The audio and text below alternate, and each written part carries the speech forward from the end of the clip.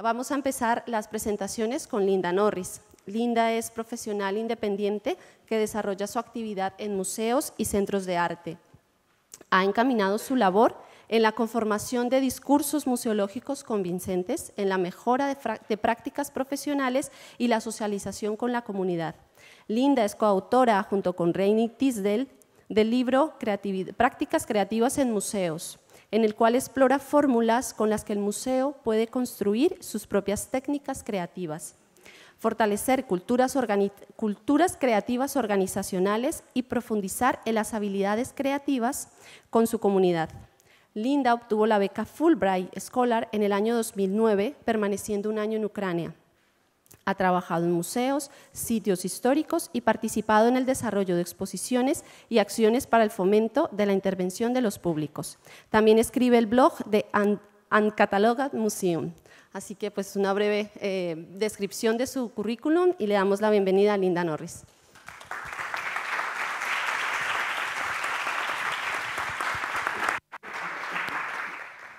Thank you. My apologies first for not being able to speak in Spanish.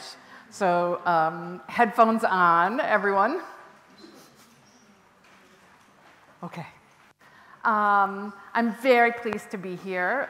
It's an honor to join all of you in this endeavor. Anna's comments already led me to think that I am, in fact, in a creative museum institution, which is a wonderful thing. I want to thank the staff, and I have to say, I need to thank the translators. I'm a fast talker. I will do my best to speak slowly to make it easier for everyone. I get excited and tend to go faster. This morning I'm going to talk about museums and creative practice, and both in a way in terms of how we can improve our own as individual creative practice, how we can be more creative museums, how the field can be more creative, and as a result, how our communities can be more creative. So it spreads outward. I realized after I wrote this talk that there were two things that also really shaped it. One, I'm a practitioner, I'm not a theorist. So there's a little bit of theory and a lot of practice about how to in this talk. And I'm also a really informal American, so I'll try not to use the podium as best I can. Behind the scenes, creative organizational cultures can fuel every aspect of museum work, from collections to visitor experiences. But what does it really mean when I say that? I'll talk about, as Lou said, a bit of theory, strategies from colleagues around the world, and concrete tools needed to understand creativity within a museum context. And I hope it inspires all of you to go back to your institutions and to jumpstart that creative culture throughout your organization, regardless of department or museum size. I define a creative museum as a place where constant learning and collaboration, information sharing, experimentation, trust, and creativity are expressed values. It's an environment with a bias towards action, in which the staff is empowered to implement new ideas in response to the ever-changing trends and conditions around us. The result, we hope, is that museums that connect more strongly in our communities. Do I think all museums are creative? Not yet. Do I think they all have the potential? Absolutely. Okay, as always. Okay, did I not turn it on?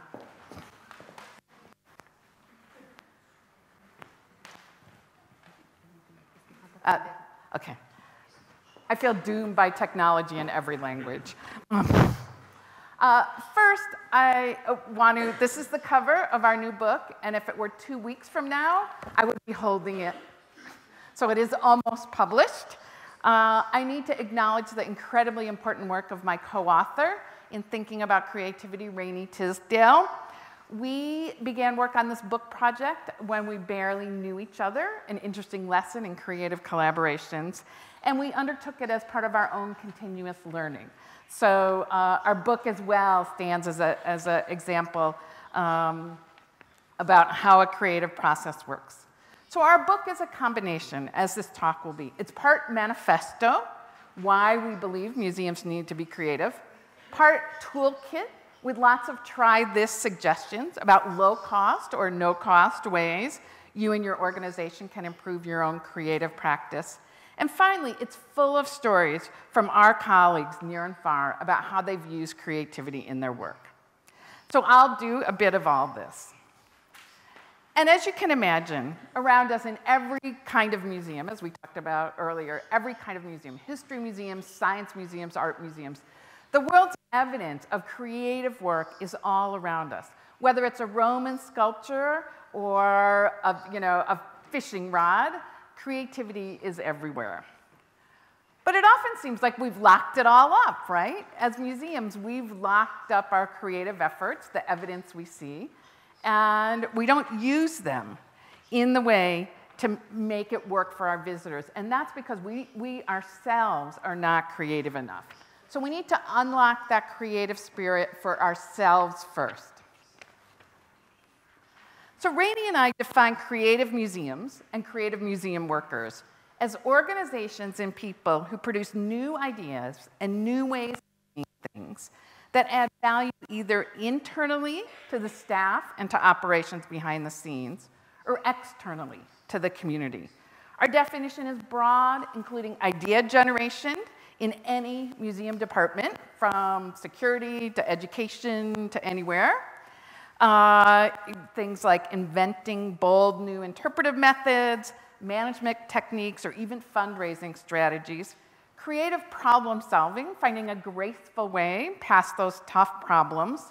And what most people think of first, in fact, when we talked about creativity, artistic creativity, making the museum aesthetically appealing.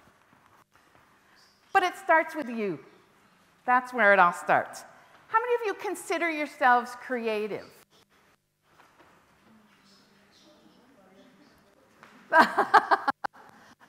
They slowly go up.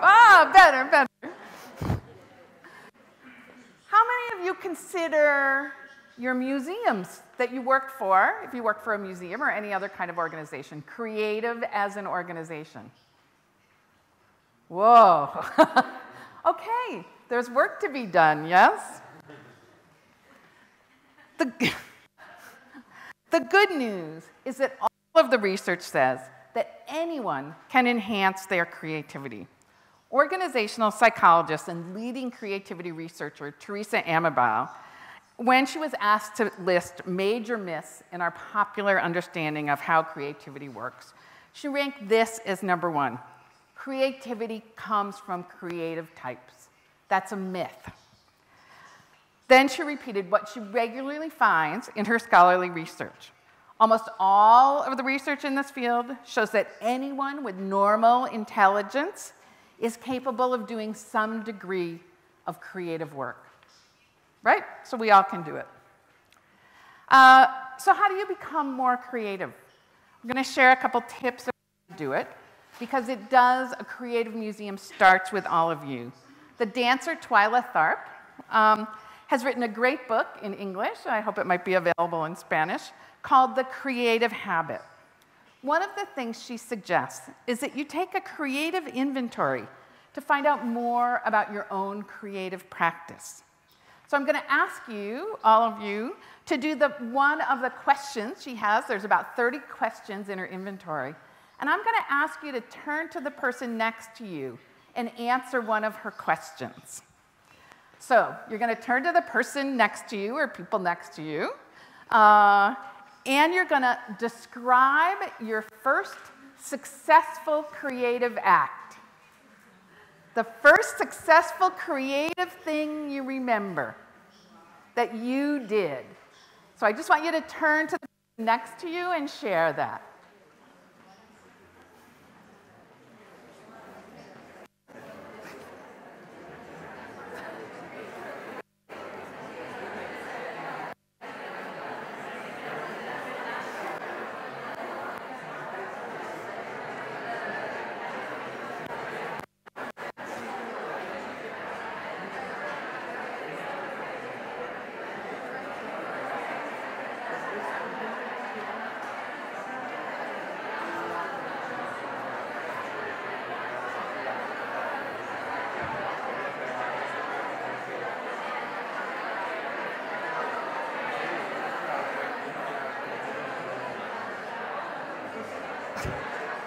So,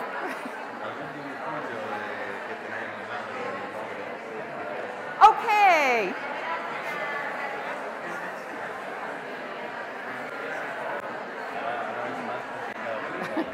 So, I know, now how will we get everyone to stop?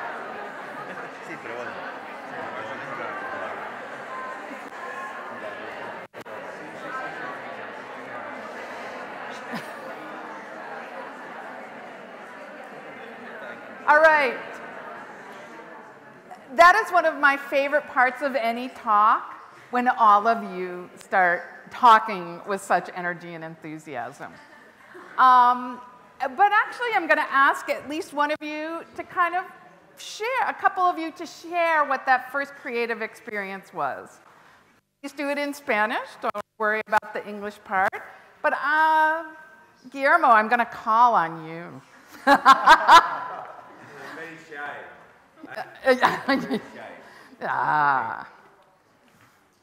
Your first creative experience. Do it in Spanish for everyone. In museums, related to museums? As a child. As a child, I don't know, maybe going to a zoo and making afterwards some drawings of animals. That was something I remember. Ir al zoo y luego volvíamos al colegio y nos pedían que dibujáramos a los animales. Quizá esa es mi primera experiencia creativa. Bueno. I want to hear if someone else can share. Just stand up and speak. Anyone else willing to?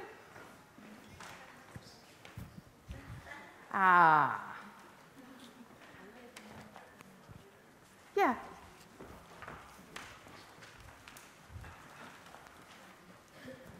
I feel like a talk show host now. It was just did a drawing, and it was picked up by the school exhibition, so I was really proud of it. So the reinforcement that you could be creative. Yes. Hice un dibujo, no me acuerdo cuántos años tenía, y fue escogido para exhibirlo, que se hizo una pequeña exhibición en el colegio, y eso, quieras que no, pues es como dice ella, ¿no? Me hizo sentir mucho más orgullosa todavía. And creativity comes in all kinds of ways. I realized I should share my first creative effort as well that I remember. There was a small stream behind our house growing up, and my sisters and I would go out back and in the little shallow pools of water build pretend houses out of stone, little rocks, and play that water babies would swim in and live in the houses. So creative work sometimes is drawing, sometimes is observation, sometimes it's the reinforcement, sometimes it's just putting your imagination to work.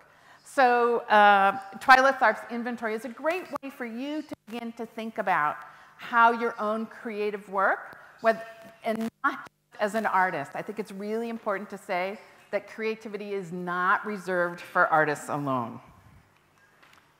Another things you can do besides doing an inventory are two things that are related. One is looking closely, really devoting time to looking at things. There's the Slow Art Day movement that some of you may have heard of, which is an international movement about that. We heard from one museum director who for more than 20 years has started every board of directors or staff meeting standing in front of a work of art in a few minutes of silent contemplation. It's just a reminder about why we're all here, why we do what we do. But you might also want to go out and you might want to look closely at the animals in the zoo. We have a zoo animal story in our book, actually, that inspired an exhibition.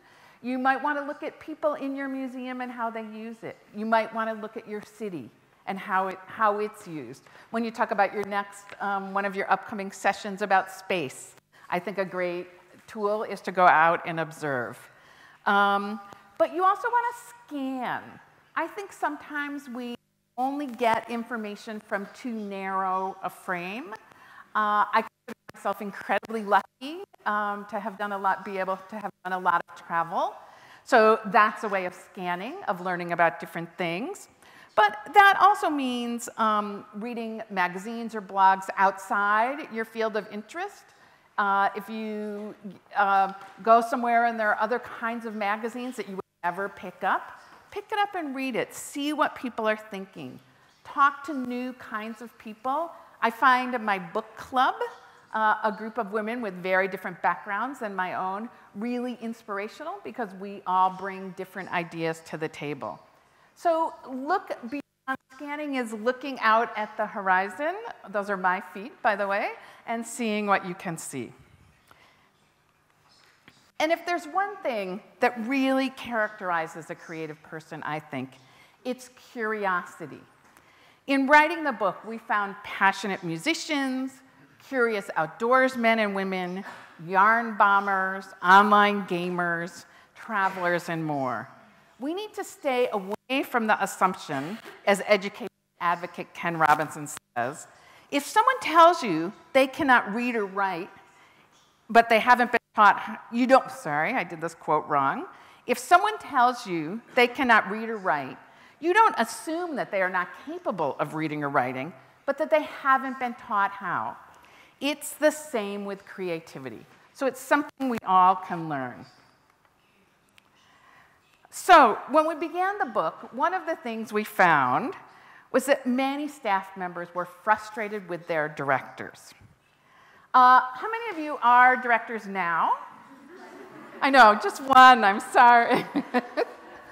Another director? Oh, these guilty directors in the front row. How many of you would like to be a director someday? Whoa, your jobs are safe. Oh, okay. So one of the things that we learned when we talked to directors, when we talked to staff, they were frustrated with their directors. When we talked to directors, they were frustrated with their staffs. Often it's the same. But one of the great things we learned from my colleague Stuart Chase, who runs a museum in Miami, was that he described encouraging staff creativity as an investment.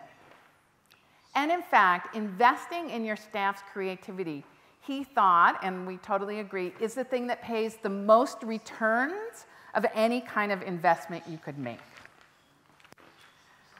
So John Maida, who's president of the Rhode Island School of Design in the US, has done this chart, I'm sorry, in English, about a creative leader versus a traditional leader. And most importantly, I think, of this chart is that a creative leader is comfortable with improvisation and openness. You know, he describes a creative leader as a jazz ensemble and a traditional leader as an orchestra, a conductor, right? A creative leader is comfortable with risk. A traditional leader, their goal is to maintain order. You know, we've all worked for those kinds of people, I think. I think probably everyone has at some point in their career. They love to avoid mistakes, right? They're risk averse. They never want to try anything new because they're afraid of what'll happen. So because there are not many of you directors, this is a great way to think about as you think about the kind of leader you want to be, because this holds true not just for museum directors, but for department directors. And really, honestly, the kind of place that you want to work, right, as you think about what the options are. So, not to say that this is a director. So here's some specific ideas for directors about how to make that creative investment that Stuart talked about. Model your own creative practice, but also value ideas from everywhere. Facilitate open communication and access to information. Invest in each staff member's creative potential. That's everybody. Ask, how can I facilitate progress for my staff today? That every day, a director's job should be to help their staff. Provide a mix of constraints and freedom. Sometimes those constraints really do lead to creativity, but freedom as well. Cheerlead for creativity inside and outside of the organization. That's, of course, why we're here today, is because this organization is doing that. And make creativity and express value as you go to hire new staff. Those are all things that directors can do. One example of seeking out creative ideas from everywhere came from Ellen Rosenthal, who's director at an outdoor museum in Indiana. In a time of financial stress, the museum needed ways to share complicated financial information and concepts with staff. Because people were saying, why can't we spend money on this? Why can't we spend money on this? One of her staff members came up with the idea from a game show. Here's the game show, The Price is Right. And they did, in a staff meeting, a game show where the staff got to guess the cost of various things. A year's worth of paper towels for all the bathrooms, a single mailing to members, as a way to help the staff understand all the costs that went into running an organization, and to understand that their little territory of what they wanted money for was a part of a much bigger whole. And she said, actually, it worked, and people did understand more. So in short, as Tim Kelly of IDEO, a design firm, says, a leader's job is to be a gardener, to tend, prune, and harvest ideas. This can help ensure that every person with a creative practice, that's all of you, gets to leave a mark on his or her museum culture, the places we work. And really, honestly, that's good for all of us and all for our museums. Another creativity expert, Robert Sutton, suggests an additional must-do for directors. Reward success and failure, punish inaction. I think that's really interesting. It's, I think, exceptionally rare to find a really creative bureaucrat because they are not about rewarding success and failure. There is a certain level of inaction. But then there's the rest of us in the middle. What do? As we researched and talked with our colleagues all over the world, we found, not surprisingly, that creative efforts can come from anywhere in the museum. First, and I think as a field, we're prone to this, and particularly, and I see this audience holds true as it does in the US, in a field of primarily women, don't self-censor your own ideas. Right? Don't kill an idea before it even gets to the starting gate. Because you never know what the idea will be. Our colleague Susie Cairns from Australia had a great way of thinking about it. She says when she has an idea that she thinks there'll be opposition to, she sits down and writes, in effect, the opposition's position paper, thinking of all the arguments against the idea and figuring out how to address them. And then she moves forward. So don't self-censor your ideas before you even get started.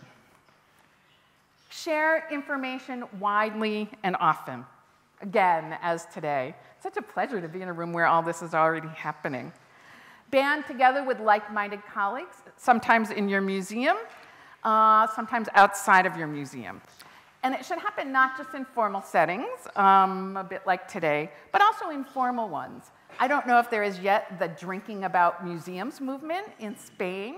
But it is becoming, there are drinking about museum events all over the world at the moment, like this one in Boston, which are just an informal chance to get together with colleagues.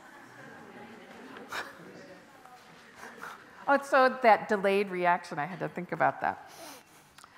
Part of that, getting together with colleagues, is also ignoring a hierarchy. One of our creative stories in the book came from Finland. Tomi Hikala wrote, "Everybody has creativity, but for it to come out, the right circumstances are needed. Our exhibition team consists of people from different departments of the museum. I think our biggest source of creativity is non-hierarchical teamwork and an atmosphere that encourages participants to tell their opinions. We are all equal, and everyone's opinion is important. Anybody can propose new ideas. We have decided that there are no stupid ideas, only ideas that guide us and help us find a direction. Directors' opinions are not honored more than trainees' opinions." So I think it's a really interesting. Someone does make a decision eventually, but all opinions have worth. Keeping track of those ideas is critical, because sometimes it takes time to make an idea a reality. Sometimes it requires other people. The staff at President Lincoln's cottage in Washington, D.C. used President Lincoln's top hat as a metaphor for one of their creative work processes. Lincoln kept rough drafts of speeches stuffed in his top hat. His creative work, his speeches stuffed up there. The staff at the museum, where he spent summers, keep an idea file as a spreadsheet stuffed in their computer. Some of the ideas may never happen, others find their way into unexpected practice. Question everything. Questioning and reframing problems, some of the time, is really an important process for creative work. You need to challenge the conventional wisdom and encourage divergent thinking, that you all don't want to be on the same path. Recast problems or barriers as creative constraints. Ask, what if? What if we changed our opening hours? What if educators got to write all the exhibit labels? You know, be careful to target your conversations and use them only when they make sense, but think about rules that can be broken. You know, and I assume everyone works at a museum that has a set of unspoken rules, not just for visitors, but for staff. So I'm curious if anyone has some rules that are, you know, a part of their institutional life that they'd like to figure out how to break. Anybody have one? Ah, I know you have rules. Let's see, what if, no, you all have rules in your museum, yes? Yes. So what's a rule that's unspoken? Now I'm gonna call in. Yeah, that's an unspoken rule at your institution.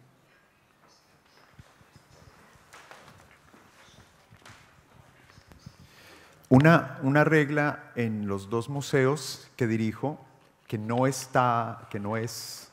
directa, es que el corazón es el visitante. Esa es una regla que todo el mundo debe tener presente. Okay, now yeah, see, I don't have my headphones on, and I have no idea what he told you. That the visitor is actually the core of the museum. Aha. But it's unspoken because everyone had its own mind and everyone worked on that. But it's not so. But that's a relatively new rule, perhaps, I would guess. Okay. Yes, For your organization? Yes, absolutely. Right, because there probably was a rule that said the curators are the center of the universe. This is quite new. Yes. Right? Right? Do some of you work in institutions where that kind of rule exists? So part of it is to say, well, why is the curator the center of the universe? And how might we make that different? So that's what I mean by thinking about breaking rules. Here's another thing to think about: the spaces you work in. Space is an instrument, not a given condition. And what we discovered is they have a huge impact on the way we work. Many of us who work in museums are jammed into those extra spaces, right? Whatever they are, some horrible office in the basement. But we also discovered some things that museum people, by our nature, we feel are particularly good at that we'd like to see you give up. One of them is hoarding. You never know when you're going to need that label from an old exhibition, those leftover brochures, all those things that clutter up your space. Territoriality, right? That's my desk and no one can use it. There's eyes rolling here in the front row. Silos. Educators never talk to curators, never talk to marketing people, never that kind of silos. And really kind of a lack of attention about the way they work. I noticed yesterday when I visited Reina Sofia, you can see into all their offices from above, and I was totally nosily looking at everyone's offices from the balcony, which is, I'm sure, not the intention, to see how people worked. What you really want to do in thinking about your museum spaces is to not create new fabulous spaces, although that would be great, but to think about creating spaces for reflection, for collaboration, for stimulation, and play. Here's a photograph from the Stanford University D School in California, which has really done a lot of great thinking about creativity in all kinds of ways. They have created these totally flexible workspaces as a way of encouraging creative effort. Whiteboards that are on wheels, tools that are stored in the open, and all kinds of different tables. There's some research that says people are more creative when you work standing up. So we'll see. Another thing you can do, no matter where you work in an institution, is celebrate your small successes. Sometimes it seems like you don't have enough wins in your creative life. Well, you need to celebrate the ones you do have, as in this cleaned up storage area, I believe. Another incredibly important part of the creative process is to fail.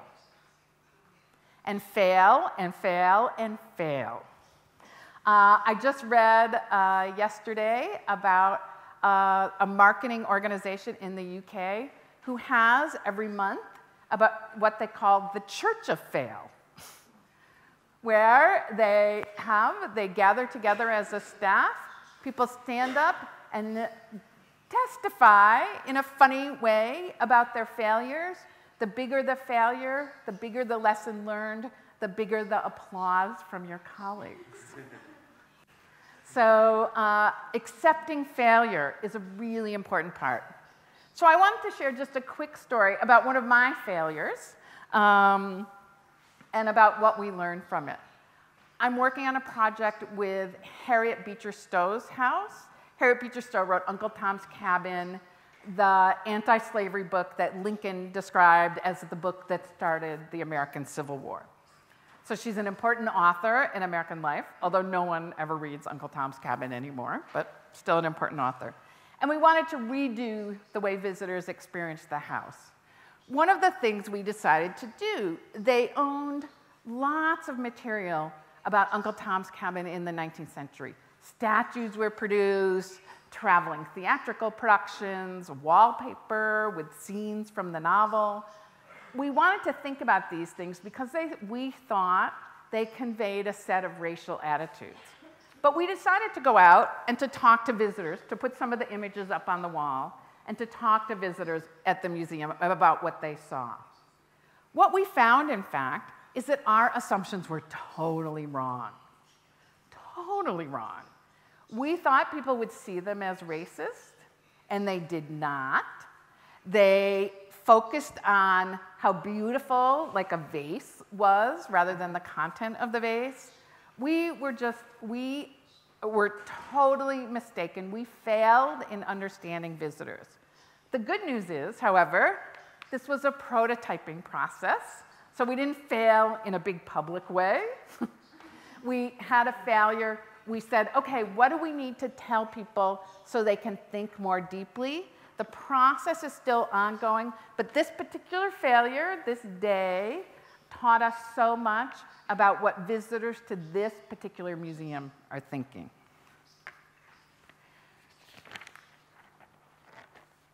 You know, I just want to have a few words about how our field as a whole could encourage creative efforts.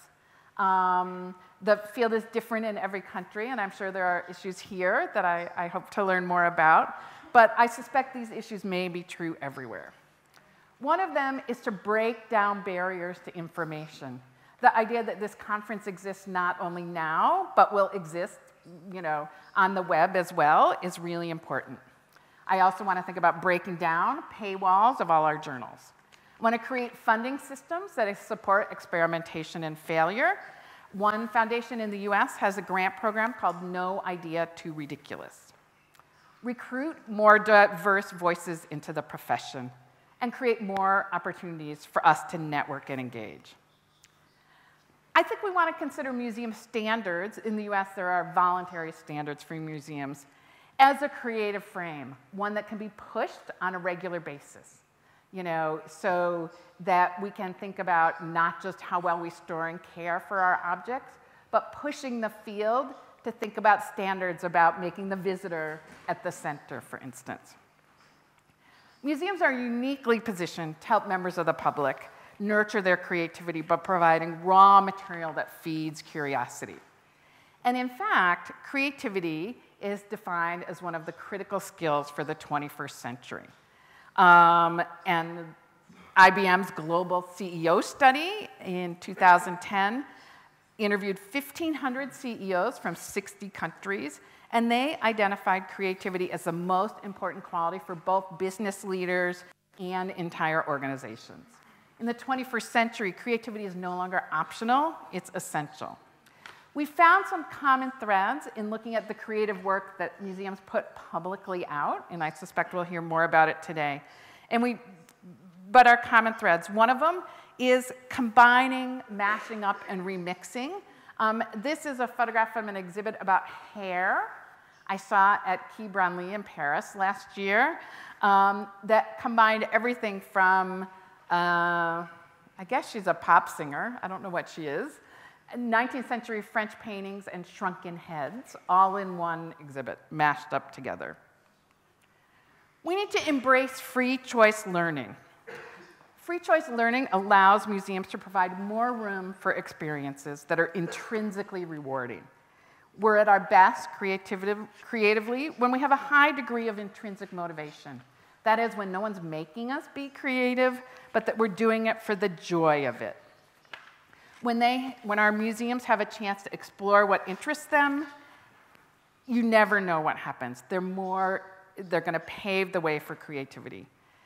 This doesn't mean, in fact, that as curators, we just put the stuff out on the floor and let visitors do what they will with it. That's not the process. There's always going to be a place for voices. Museum facilitators, I think, are the ways to think about our roles now to encourage creative thinking and to guide free choice learning by providing organization and context, quality information to choose from, and thoughtful questions.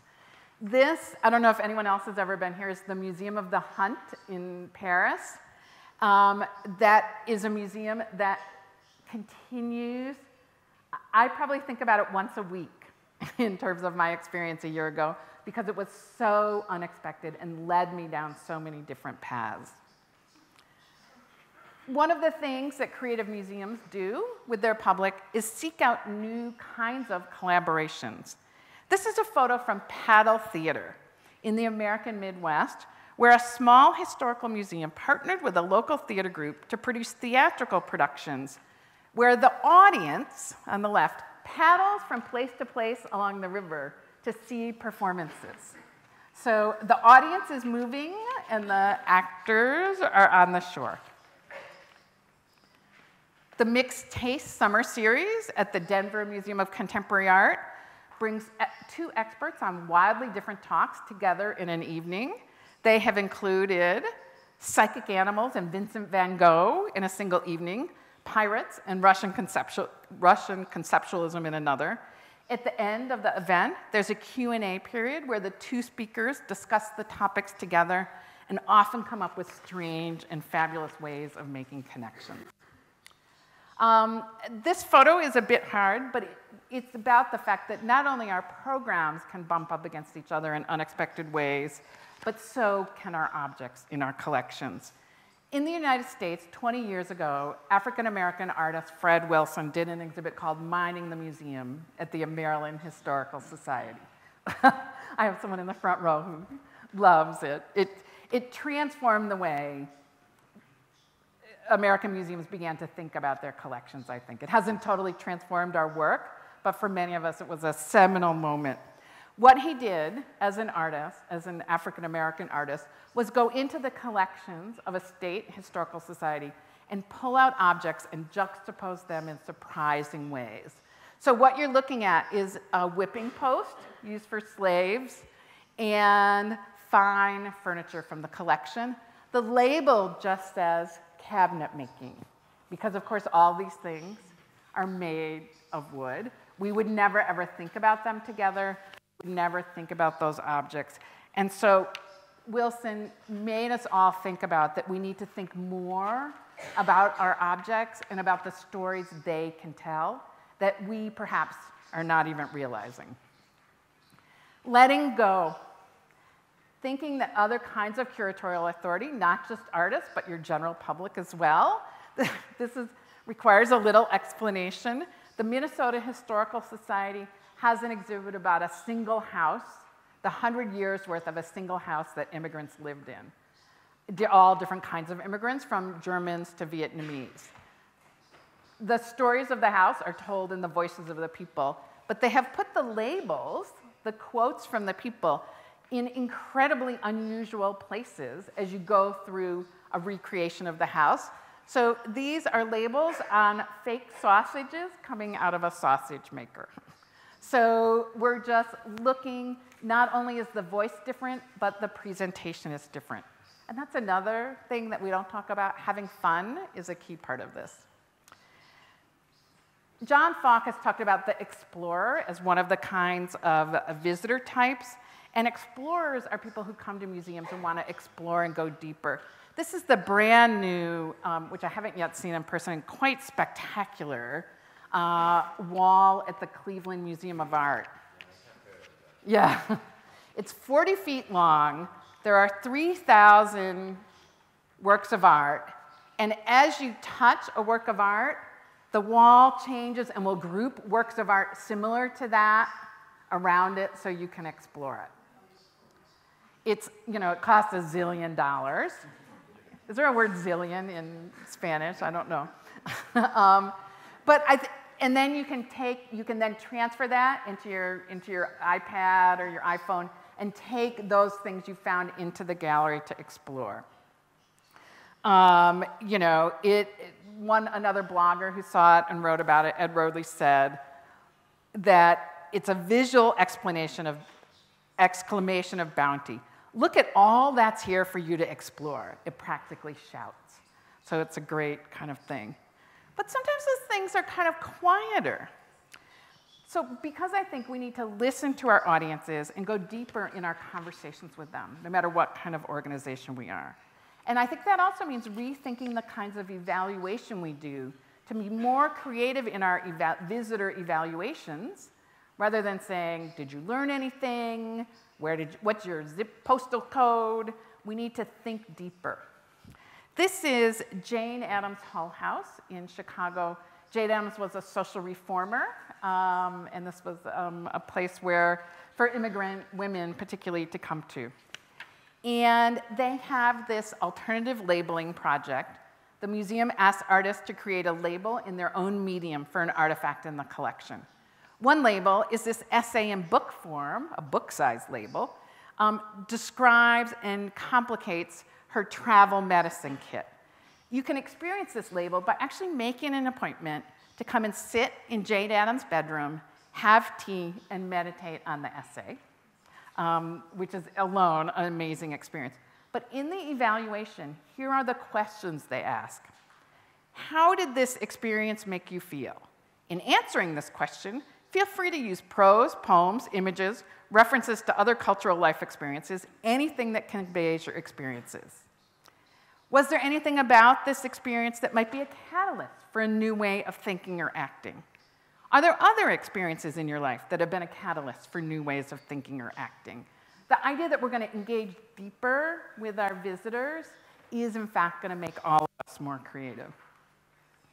So these are just two young people at the Los Angeles Museum of Natural History, exploring and diving into their city's own natural history. But I wanted to quote from Lisa Junkin, the acting director at Hull House, who, by the way, is a museum educator as well, who describes the work of her and her staff this way.